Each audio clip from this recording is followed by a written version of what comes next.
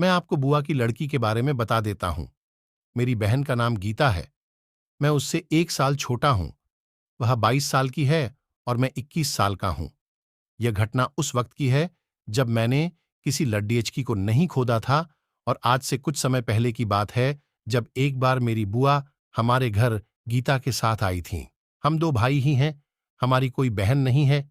गीता का आना होता तो हम दोनों भाइयों के साथ ही उसका रहना खाना होता था।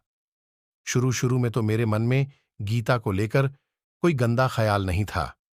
एक दिन गीता ने मुझे बाजार से बालों के लिए कलर लाने को बोला था, और मैं उसका मंगवाया हुआ सामान लाना भूल गया। जब मैं घर आया और गीता को देखकर मुझे याद आया कि इसने कलर लाने के लिए कहा था। मैं बोला, यार तेरा कलर तो मैं लाना ही भूल गया। उसे लगा कि मैं मजाक कर रहा हूं, तो वह मुझे मारने लगी और उसने मेरे बाल जोर से पकड़ लिए। मैंने खूब कोशिश की, लेकिन वह नहीं मानी। मैंने भी उससे बचने की कोशिश में धोखे से उसके गुब्बारे दबा दिए। गुब्बारे दबने के बाद उसने मेरे बाल छोड़ दिए। आज से पहले मैंने किसी लड़की के गुब्बारे नहीं दाबे थे। सच में उसके गुब्बारे बड्ढे मस्त मुलायम मुलायम थे। उसके बाल छोड़ने के बाद मुझे लगा कि ये किसी को कुछ बोल ना दे, तो मैंने उसको मेरी कसम दिलाते हुए सॉरी बोली। वह कुछ नहीं बोली। उसके बाद वह मेरे कमरे में आ गई और सामान्य होकर बात करने लगी। इस तरह से हम दोनों में एक अलग सी शुरुआत हो गई थी। वह कहने लगी, यार तूने मेरे गुब्बारे क्यों दबा दिए थे? कुछ और समझ में नहीं आया था क्या? मैंने कहा, यार मुझे उस वक्त कुछ सूझ ही नहीं रहा था। तुमने इतनी ज्यादा जोर से मेरे बाल पकड़ डीएच रखे थे कि यह लग रहा था कि जल्दी ही मैंने कुछ नहीं किया तो मेरे कुछ बाल उखाड़ दिए आएंगे। वह बोली, तो इसका क्या मतलब है कि तुम मेरे गुब्बारे दबा दो?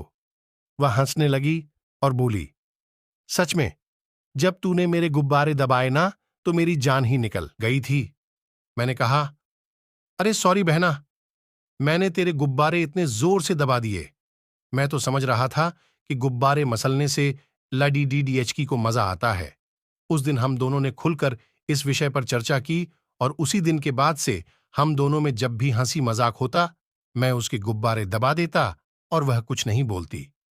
वह खुद से चलकर भी मेरे कमरे में या जहां मैं अकेला होता वहां आ जाती और मैं उसके गुब्बारे दाब देता। कुछ दिन बाद वह अपने घर चली गई।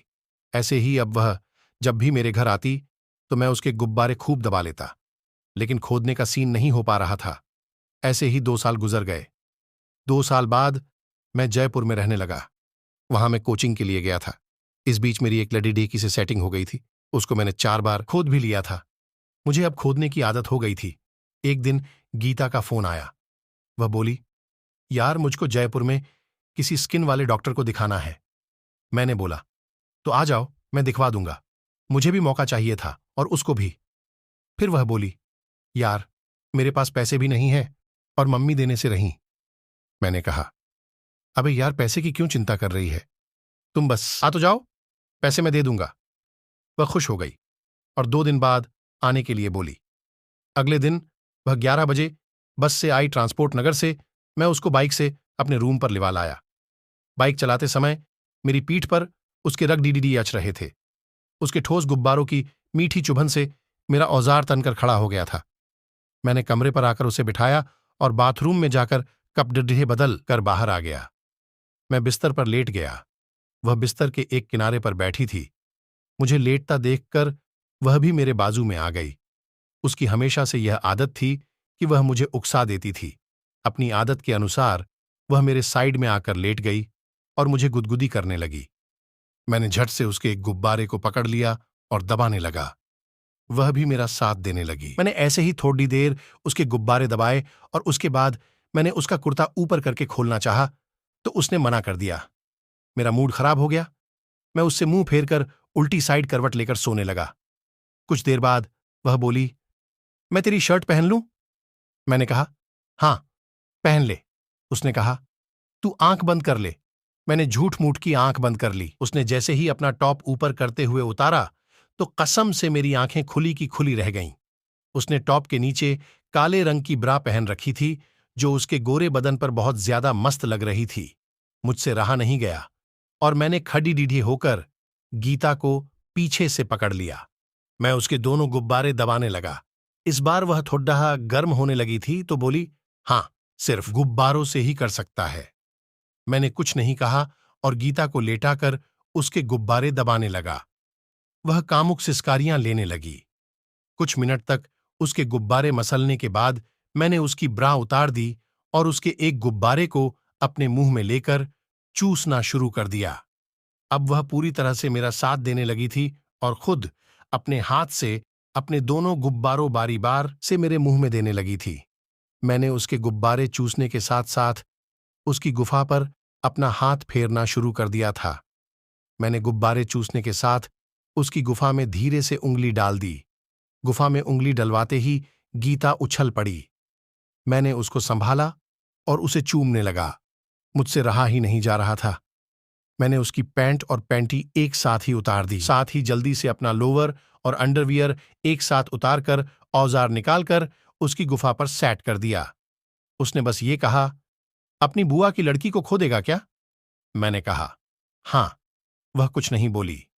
उसके बाद मैंने उसकी गुफा पर अपना औजार घिसना चालू कर दिया। मैंने धीरे धीरे से अपना औजार उसकी गुफा में डालना शुरू कर दिया। सच में उसकी गुफा एकदम टाइट थी तो औजार जाने में दर्द हो रहा था। मैंने एक बार को पीछे करके पूरी ताकत के साथ एक ही झटके में अपना पूरा औजार उसकी गुफा में उतार दिया। वह चीखने लगी और उसने मुझे अपनी बाहों में जकड़ लिया। थोड़ी देर रुकने के बाद मैंने धीरे धीरे उसकी गुफा खुदाई करना शुरू किया। कुछ ही मिनट की खुदाई में वह झड़ गई। मैं गुफा में औजार पेलता रहा। अब उसकी गुफा चिकनी हो गई थी तो उसे खोदने में बड्ढा मजा आ रहा था। मैं उसके ऊपर चढ़ा हुआ था तो उसकी गुफा में औजार अंदर बाहर करते हुए ही उसके एक गुब्बारे को अपने मुंह में दबाकर खींचने लगा। वह भी मुझे अपनी बाहों में कसकर मेरे साथ चिपक गई। कुछ देर में सैलाब बह जाने के बाद हम दोनों चुपचाप लेट गए। थोड़ी देर बाद हम दोनों उठे और बिना कुछ बात किए कपड़े पहनकर तैयार हो गए और डॉक्टर के पास चले गए। डॉक्टर को उसने दिखाया और वापस घर की तरफ आने लगे। वह बोली, मुझे अपने घर जाना है। मैंने भी कुछ नहीं कहा और उसे बस में बिठा आया। उसके बाद वह डॉक्टर को दिखाने 3 बार मेरे पास जयपुर आई और उसने हर बार मेरे साथ खुलकर खुदाई भी की।